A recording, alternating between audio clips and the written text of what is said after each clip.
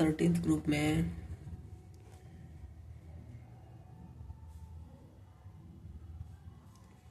Size और ionisation energy का exception है, कहाँ है देखते हैं।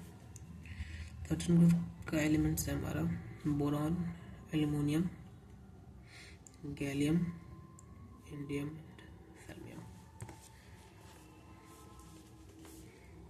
तो इसमें जो साइज का ऑर्डर, जो नेचुरल ऑर्डर है कैसा होना चाहिए, वो ऐसा है कि सेलियम का साइज सबसे बड़ा होना चाहिए, फिर इंडियम का, फिर गैलियम का, उसके बाद फिर एल्युमिनियम का, फिर बोरॉन का। और आयनाइजेशन एनर्जी कैसा होना चाहिए, आयनाइजेशन एनर्जी होना चाहिए बोरॉन का सबसे ज़्यादा, फिर एल्युमिनियम का, फिर गैलियम का, उसके बाद फिर इंडियम का, और थैलियम का सबसे कम आयनाइजेशन एनर्जी होना चाहिए। बट इसमें दो जगह एक्सेप्शंस आता है और दोनों यहीं पे आता है।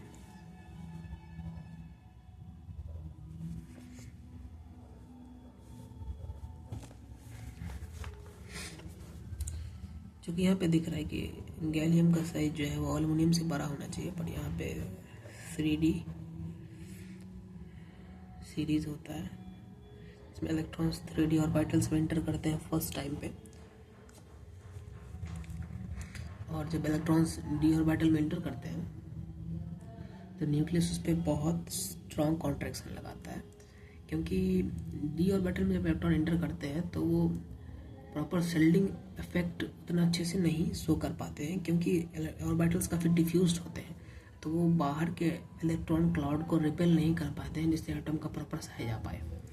जैसे अगर ये हमारा एटम है तो इसमें अगर डी ऑर्बिटल्स है हमारे पास, तो जब इलेक्ट्रॉन इसमें फिल होगा तो ये बाहर के इलेक्ट्रॉन को उस तरह से रिपेल नहीं कर पाएंगे जिस कारण से प्रॉपर साइज आ पाए। तो चूँकि रिपल्सन घट जाता है, इसको कहते हैं शिल्डिंग इफेक्ट, शिल्डिंग इफेक्ट या स्क्रीनिंग इफेक्ट भी कहते हैं, तो वो चूँकि घट जाता है उस कारण से एटॉम का जो साइज है वो काफ़ी स्मॉल हो जाता है, और आयनाइजेशन एनर्जी जो कि साइज छोटा हुआ है तो आयनाइजेशन एनर्जी इंक्रीज हो जाती है। इसी को कहते हैं डी ऑर्बिटल कॉन्ट्रैक्शन। तो डी ऑर्बिटल कॉन्ट्रैक्शन हमको देखने को मिलता है फर्स्ट टाइम जब 3D सीरीज़ के बाद गैलियम आता है, तो गैलियम का साइज जो है वो छोटा हो जाता है। तो एक्सेप्शन क्या होता है कि एल्यूमिनियम बड़ा हो जाता है गैलियम से।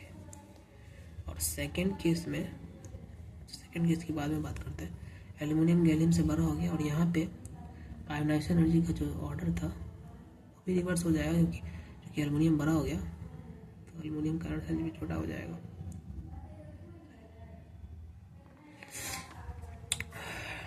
ठीक है। और सेकेंड टाइम यहाँ पे लेंथेनॉइडल कंट्रैक्शन आता है, लास्ट में थैलियम में लेंथेनॉइडल कंट्रैक्शन आता है। यहाँ पे 3D में तो इलेक्ट्रॉन जा ही रहा था, यहाँ पे 4D में भी इलेक्ट्रॉन जाएगा, यहाँ पे 5D में भी इलेक्ट्रॉन जाएगा, और साथ ही साथ यहाँ पे 4F में भी इलेक्ट्रॉन जाएगा। इस कारण से थैलियम में डी कंट्रैक्शन तो लगेगा ही लगेगा, साथ में एफ ऑर्बिटल कंट्रैक्शन भी लगेगा, जिस कारण से साइज थैलियम का फिर से छोटा होगा। और एक और एक्सेप्शन हमको देखने को मिलेगा, हालांकि उतना छोटा तो नहीं होता, लेकिन दूसरी बार यहाँ पे एक एक्सेप्शन आता है ड्यू टू लेंथेनॉइडल कंट्रैक्शन, और साइज फिर से यहाँ पे आयनाइजेशन एनर्जी का भी एक्सेप्शन आता है, जो कि ये हमारा जनरल ट्रेंड है, ऐसा होना चाहिए लेकिन ऐसा नहीं हो पाता। दो जगह कहाँ पे, एल्युमिनियम और गैलियम में, और इंडियम और थैलियम में। तो ये एक्सेप्शन है।